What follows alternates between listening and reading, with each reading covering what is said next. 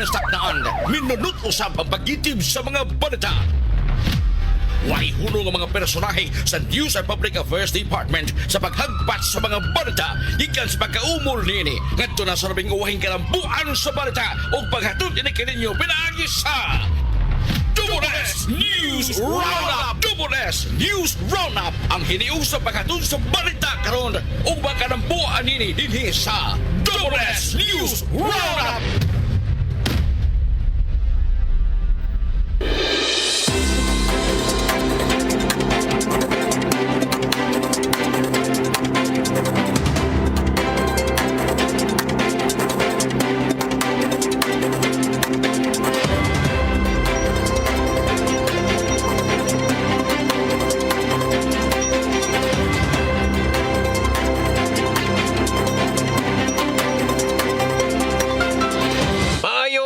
Mga kapuso, sa mga lugar nga mabot na itong Sibia o sabi sa nasa mga partes Pilipinas. Welcome diri sa langrisyon ng atong tulumanon, inyong tulumanon mga kapuso, ang Double S News Roundup. Adlaw karon nga Martes mga higala, Agosto 26, 2025. Mga kapuso, kita may mag-uban ha. Pagtukian ni mga dagkong iso sa lokal, national at international. Super Radio, Super Radio, Super, Super, Super, Super Radio, Super Radio.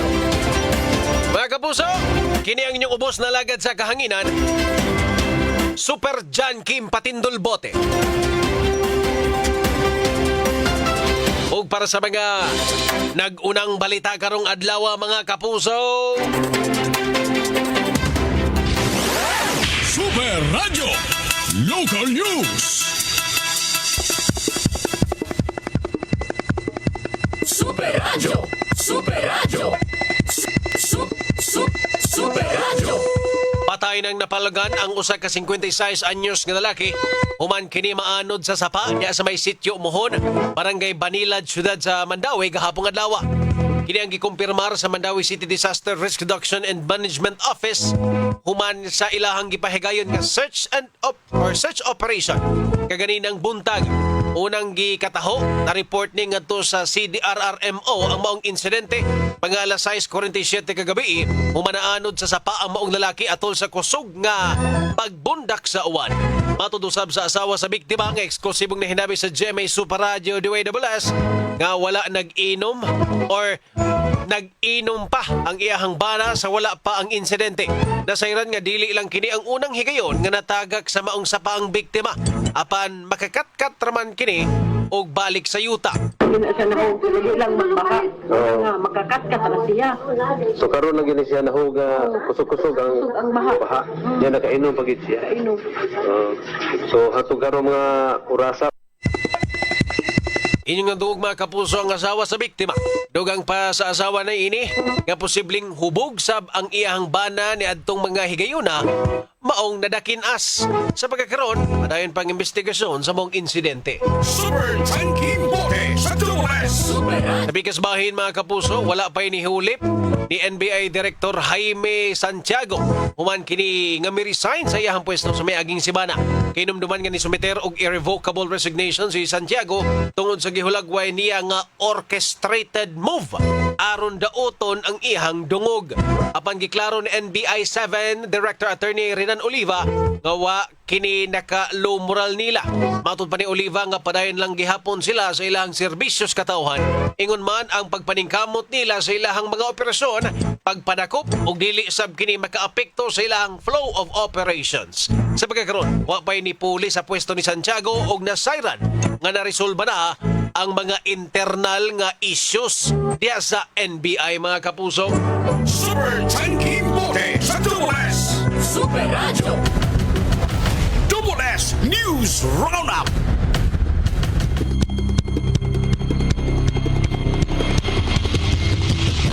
Okay mga kapuso, Super Radio. arita sa ubang mga hisgotanan diri sa tuang tulumanon sa Double S News Roundup. Super Radio. Nailula nga pedestrian patay human nga nabanggaan og motorsiklo sa barangay Tinago, siyudad sa Sugbo ganinang kadlawon. Driver sa motor critical sab ang kahimtang. Super Radio. Mauna ni Ron basta kadlawon lagi. Kung wa pa ni magpabulhot, buhi pa ta ni, di ka kritikal. Anong magpakusog bangin basta hawan? Ay, nga maabot naman kita sa tagsa na to kabaga destinasyon. Tinuod ni ay, basta di lang dyan ka magpakusog. Makasurvive man dyan ka maskin unsa nga aksidente. Kini kusog-kusog yun siguro ni. Kay critical man ang driver. Namatay pa yun si Lola. Uya ning balita. Super Radio. May 40 anyos nga pintor nga giisip nga top 5 most wanted person sa municipal level. Nadakpan sa barangay Tisa, siyudad sa Sugbo. Ang suspect na ilang anotadong kawataan, kinsa nalutsan og warrant of arrest sa korte. Super Radio. Super Radio. Di ka maabot sa top 5 most wanted person kung wa kay saktong record. Meaning, daghan na jud kag na biktima, sir. No, di ba? Talagsaon ni nga record, eh. Basking kinsay maglisod og kuha ni mahimong top 5 most wanted person. Di ni basta-basta makuha sa usa ka normal lang nga kawatan. Achievement ni, no? 40 anyos pa lang, naka-achieve na ka nga mahimong top 5 most wanted. Kalibel na nimo sila. May mga kalibel. Di pa sad siguro katupong nila kanang Pablo Escobar. Dili pa. Kay municipal level naman ka. Inoon, nadakpa naman ka, undang sa imuhang operasyon. So, ang nakapait lang ko na ning record sa kapulisan, basta madakpan ka, kimawa kas lista. So, if imong target yun is mahimong pinakabadlungon nga taos kalibutan, di siya kapasakop. Lahi po ni iyang goal. Pero sige lang, congratulations kay nabot ka sa top 5 sa most wanted person. Anyway, mga kapuso, management sa Stria Santa Fe iauhag sa Environmental Management Bureau EMB7 sa paglibkas sa giluwatan ni ini nga cease and desist order batok sa ilahang gitukod nga resort sa lungsod sa Santa Fe, Islas Bantayan. Luna nga gitukuran sa resort giingong alienable and disposable ug exempted sa mga restrictions sa Bantayan Island Wilderness Area ubos sa National Integrated Protected Area System. Super Radio. Isura itimbang-timbang no, ang kahimtang sa mapreserba ang isla or ang development sa isla. Kamo be? Gusto mo nga ma-develop ta pareha ng islas Lapu-Lapu ang Bantayan? Or sa ubang mga lugar nga isla, Boracay, or magpabilin ta nga normal lang nga dagat? Diba, lisod kayo, ibana-bana mga kapuso. Pero kung naa kay violation, imo ginang atubangon. Hindi sa naman mahimo nga abot kag 11 floors nga 3 floors na gisugtan sa inyo, ha? Lain na po ng istorya, ha? So atong tanaw ni kung ngayon ba rin ipademolish or di? Kaysa kung giingon, nahimo na ni kaniadto, dili lang dari Cebu, na nagi mga local government unit nga nagkapademolish. Sa ubang mga resort niya, gawa mo sunod sa ilahang guidelines. Mo sa ginay, bali, makuha ni mo ba? Sa dili pagsunod. No, di ka mo sunod, mo ni mo makuha.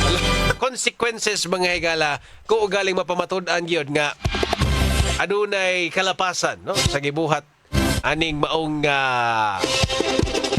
si tawag ni management, no, na sa nitukod nga resort, mga kapuso. Tapi kasbahin si General Torre, mga higala, murag mo gini ang pinakadakong balita kauluhan maskin diri sa ato local nga girilib tangtang sa pwesto sa Malacañang pinagi sa Office of the President.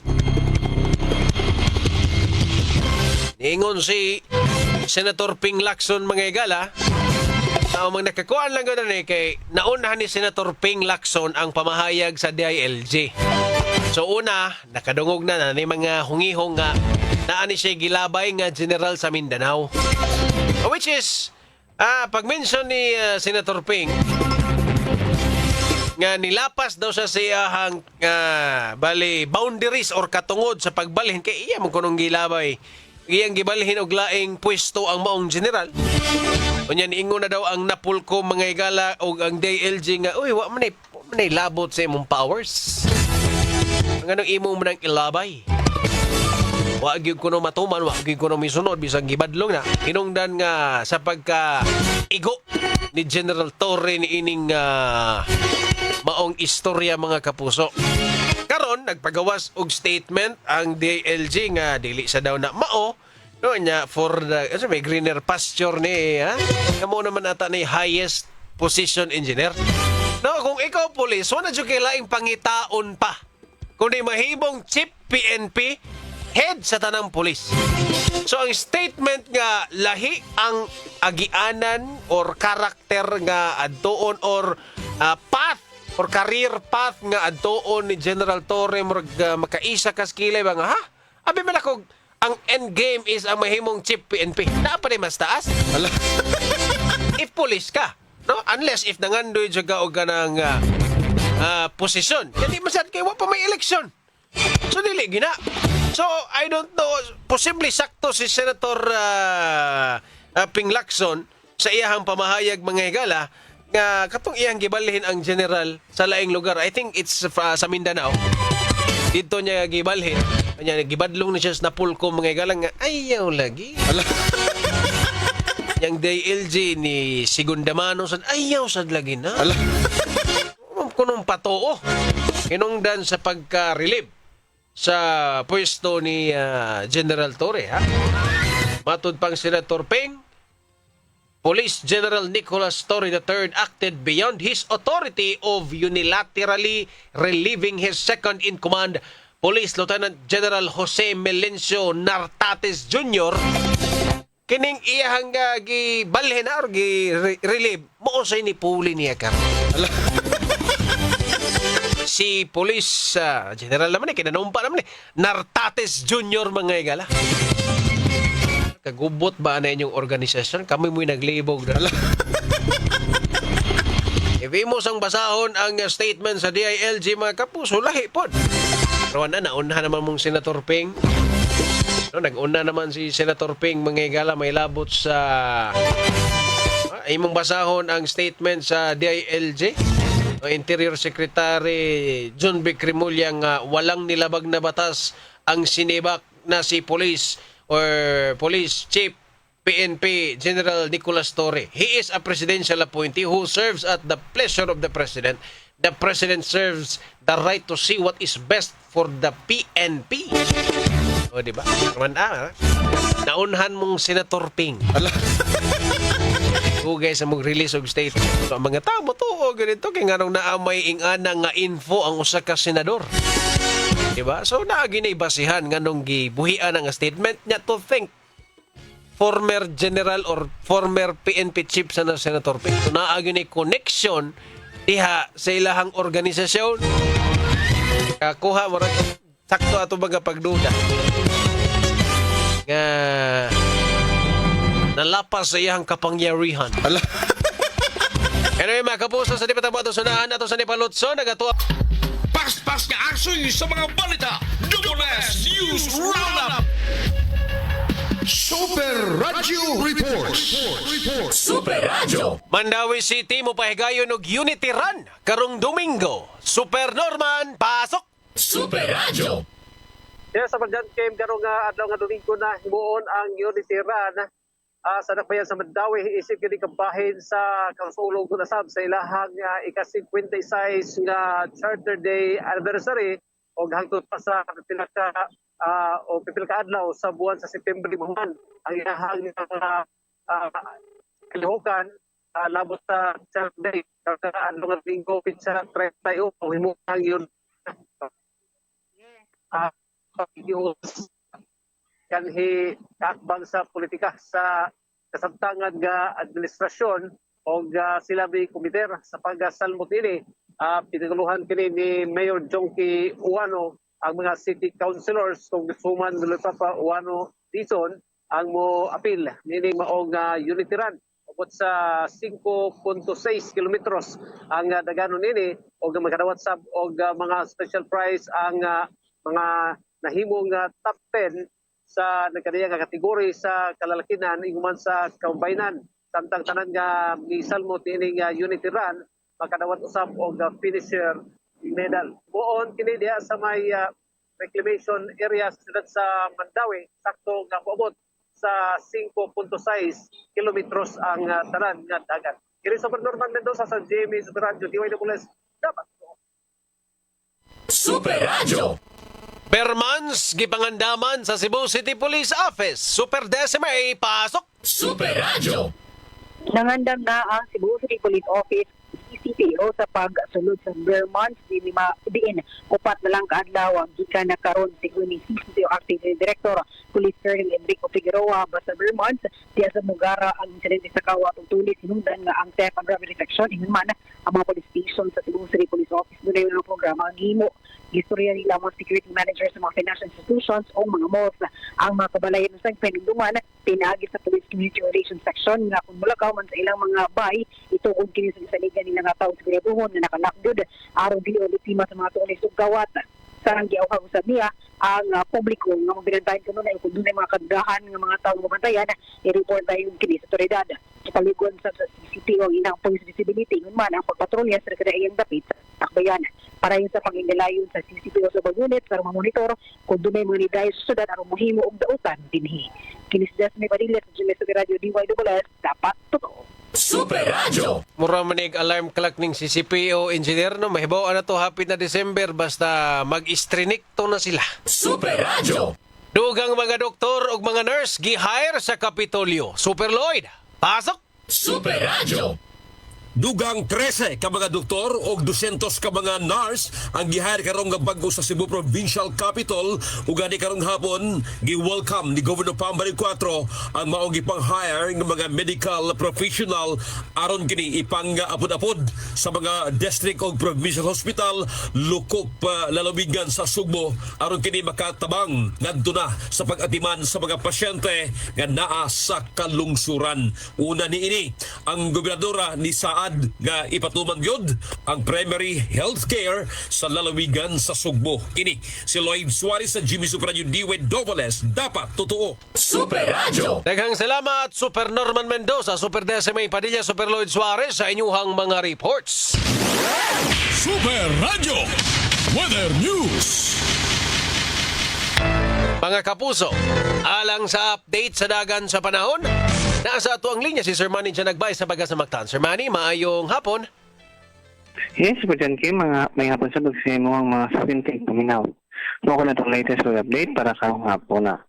As of 3 p.m. ganiha, ang itong gibantayan ng Nopecia area, kaya naan na kini sa kadagatan sa Mercedes, Camarines Norte. O sa pagkaroon na ni siya low chance yung sa Bagyo. Sa bahay na Southwest Monsoon ng habagat, ang mga kulay ng kapekto sa Southern Luzon, din sa Visayas o sa Mindanao. O para sa itong weather condition, para din sa Metro Cebu, pulakit na sa Tibok Provincia, Sugbo, bahin sa Visayas, sa sunod ng 24 oras, makas natita o madagumon nga kalangitan ng mga katakatag na mapugulan o mga pangdog hinatugtungod kini sa habagat. Sa hinayan, ito na sa kasalangan ng hangin nga kagikan sa bagatang kasadpan, ang upaslabi din sa Tibok Visayas. Di nabalot sa itong karagatan, malinahon, nato na sa kasalangan ang mga pagbalot sa itong radar monitoring natay mga naisyon ng mga thunderstorm dinhi sa mga daan bantayan sa may Medellin, sa Matidios, Bantayan o Santa Fe, nabutay mga thunderstorm na naisyuhan din sa Sugod, Borbon o Tabogon o sa Bugo City. O para din sa Sugbo, ang itong dagat, muna sa Caruana City do sa gabi, ug mataog unyang na una city sa kadlawon. Temperatura sa Sugbo mo range gikan sa 26 to 31 degrees Celsius. Atong haring adlaw mo sa karong alas 5:57 sa hapon, ug silang kini ugma sa alas 5:35 sa buntag. Ug mo lang kana atong latest, gikan diri sa Butan sa Pag-asa, kini si Manager Nagbay, maayong hapon. Mga kapuso, ang update sa dagat sa dagan sa panahon. Pinagi ni Sir Manny Janagbay sa Pagasamactan. May nagtapos sa first portion ng atong tulumanon sa WS News Roundup. Sa di pa matusunan mga kapuso ato sa nipalutso ng atong Ikas tinugdan sa mga balita hangtod sa paghatod sa balita. Labas ang una ninyo kining madungog dinhi sa WS News Roundup. Okay mga kapuso, balik na diri sa ito ang tulumanon sa WS News Roundup. Sa gyapon, kini ang inyong ubos na alagad sa kahanginan, Super John Kim Patindol Bote mga kapuso. Super Radio.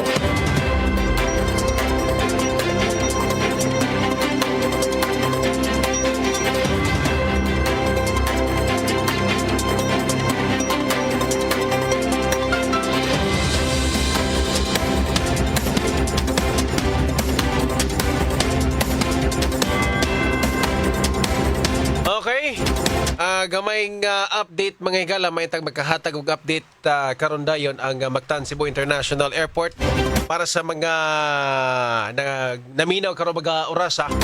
Pero gadunay problema ang runway sa Mactan Cebu International Airport mga higala. Murag nagpatuman sila og kinini ang closure karon.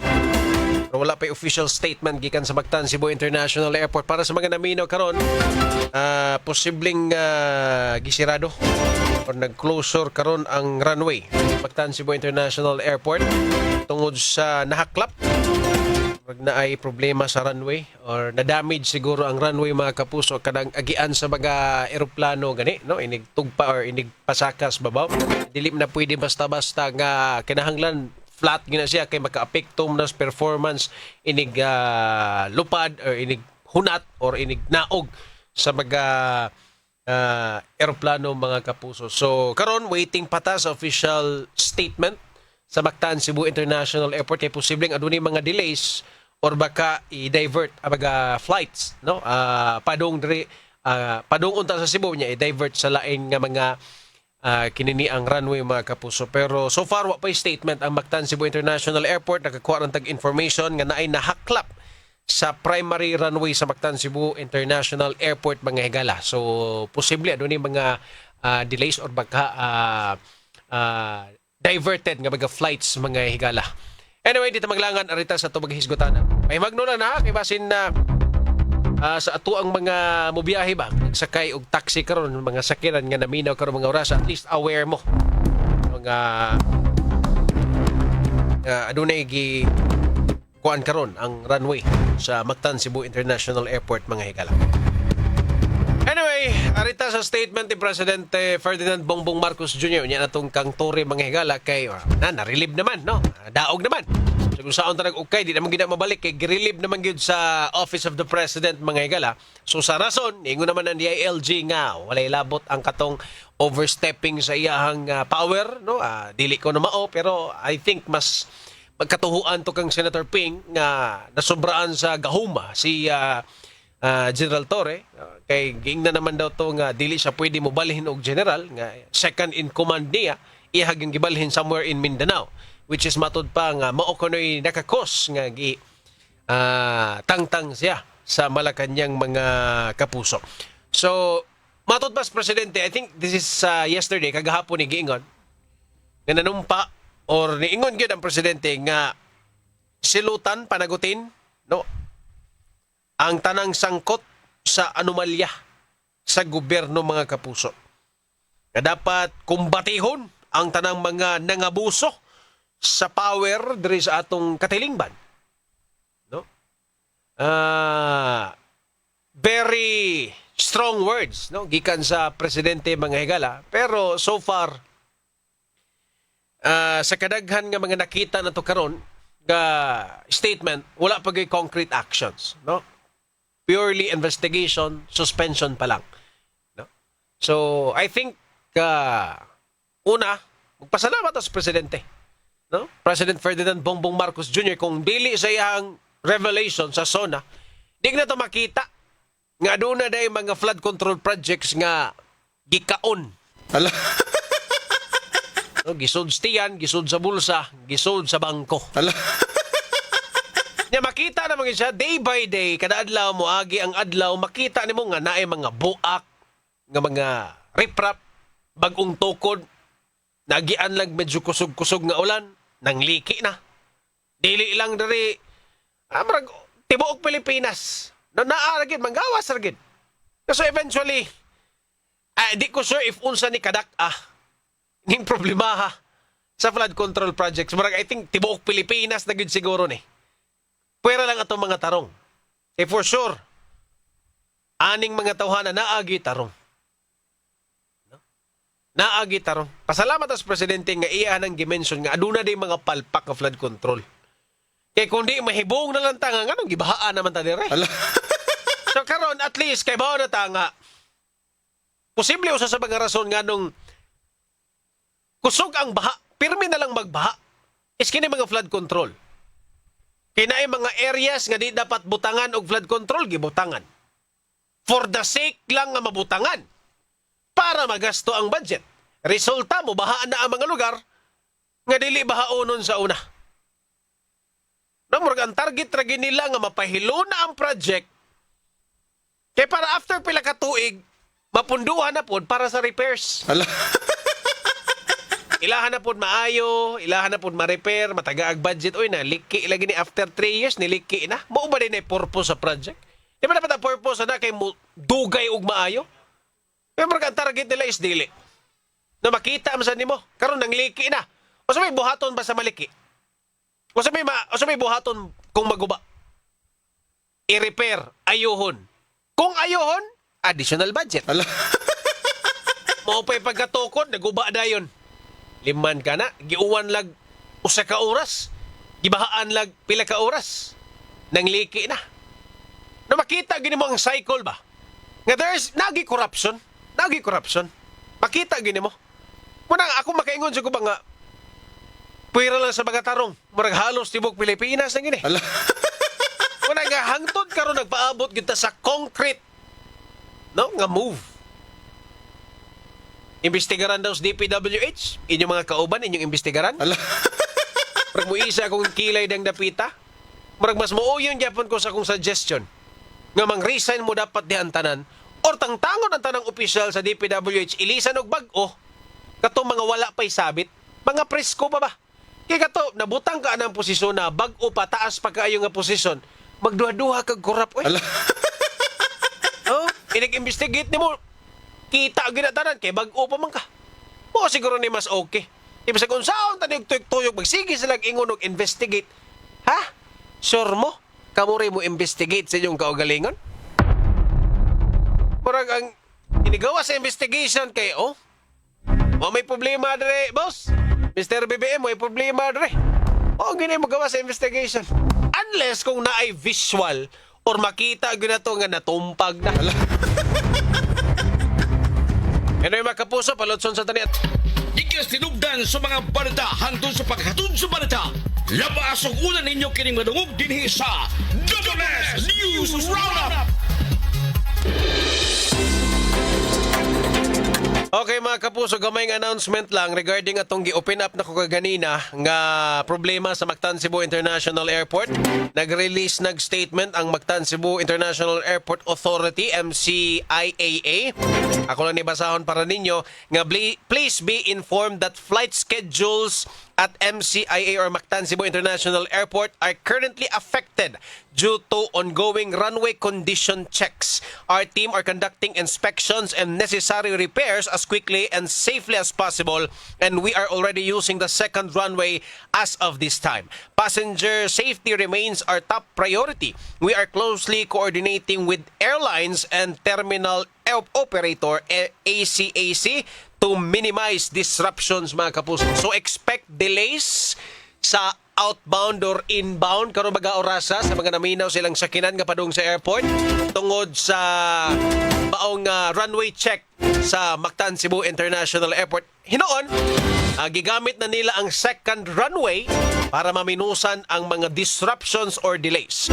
Pero expect yapon, naman ko na divert nga mga flights mga higala sa lain nga mga airport tungod sa maong nadiskubrehan. Samto foreign object debris sa runway pero gi-check na nagkaroon, no? Gidali na nagkaroon sa Mactan Cebu International Airport Authority mga kapuso. Anyway, wala gidigong oras diri sa tuang tulumanon sa Double S News 1. Sa gyapon, kini ang inyong ubos na lagad sa kahanginan Super John Kim Patindol Bote at tangi ang 24 oras mo sunod na. Maayong gabi mga kapuso, daghang salamat mga kapuso. Dapat totoo.